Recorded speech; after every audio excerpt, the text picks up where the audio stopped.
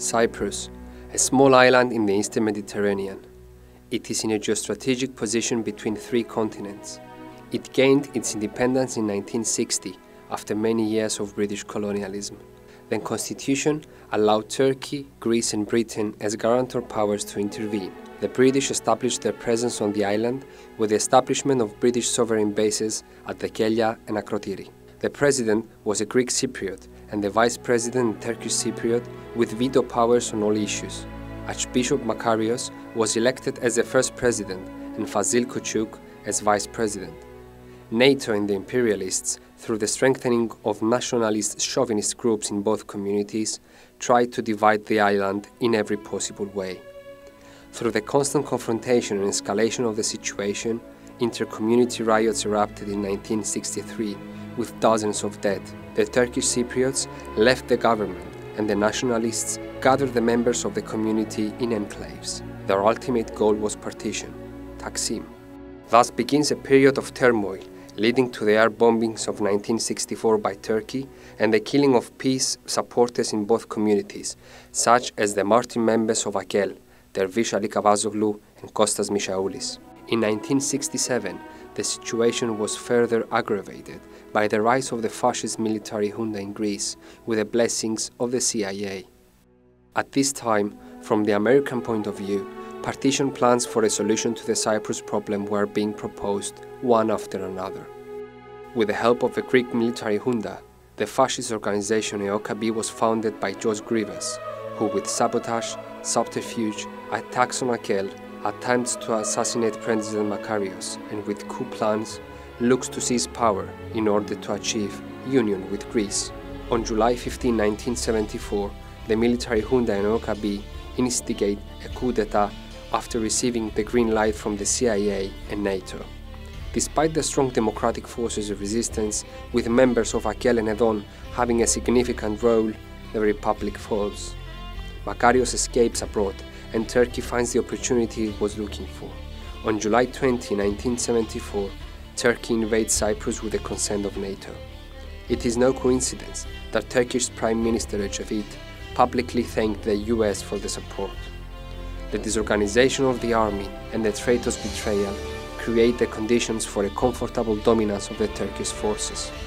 On July 23, the first phase of the invasion comes to an end, and peace talks begin between Greek and Turkish Cypriots as well as the guarantor powers.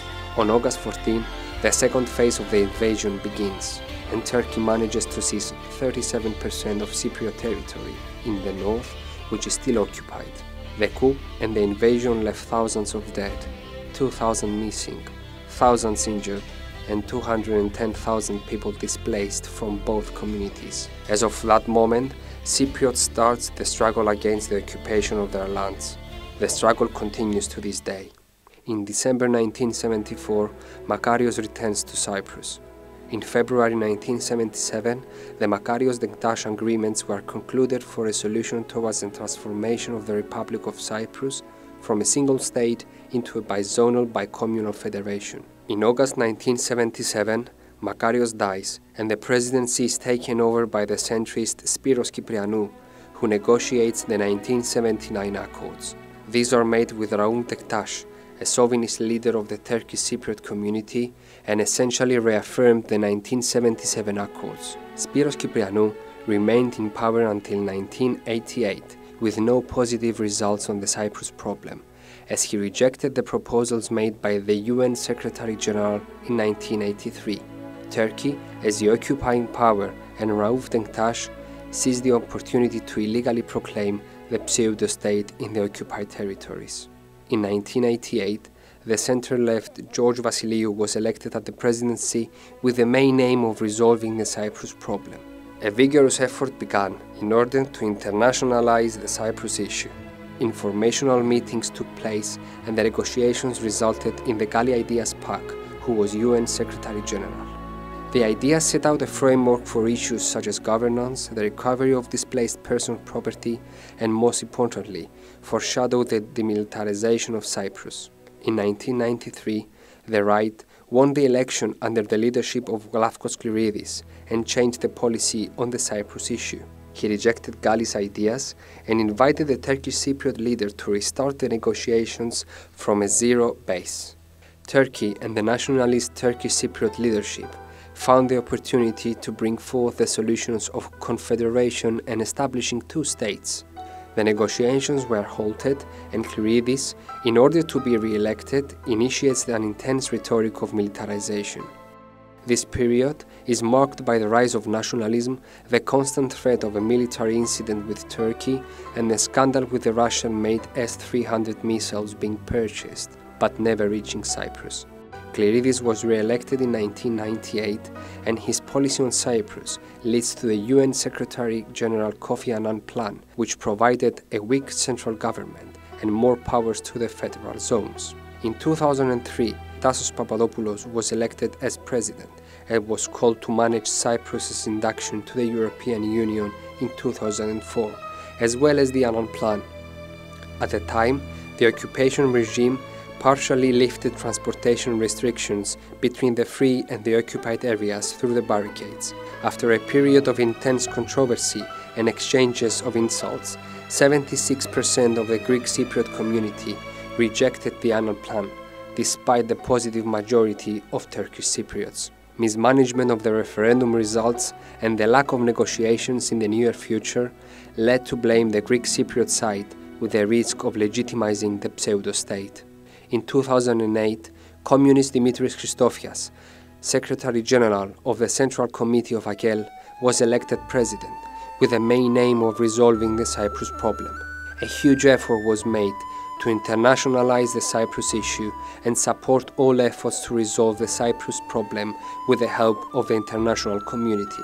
Immediate negotiations were underway, with the progressive Turkish Cypriot leader Mehmet Ali Talat, and the bizonal bicommunal federation is reaffirmed, with one sovereignty, one citizenship, and one international personality, without guarantor foreign powers.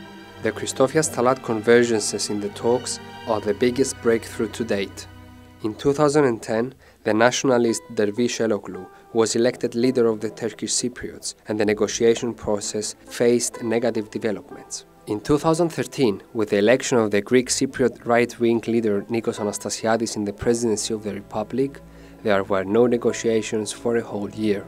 In 2015, the progressive Mustafa Akinci was elected at the leadership of the Turkish Cypriot community, and he begins a round of negotiations with Anastasiadis. The two leaders reaffirmed the Christofias-Talat convergences. Anastasiadis left the Switzerland negotiations during the summer of 2017, at a time when Antonio Guterres, the UN Secretary-General, adopted the position of withdrawing the occupying troops and abolishing guarantees.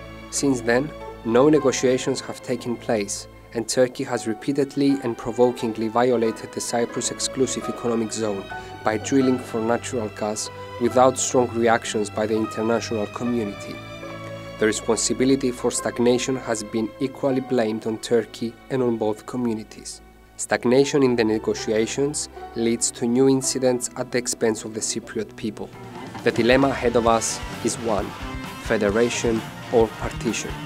It is our debt to continue the struggle for liberation and reunification, for a Cyprus that is a common home for Greek Cypriots and Turkish Cypriots.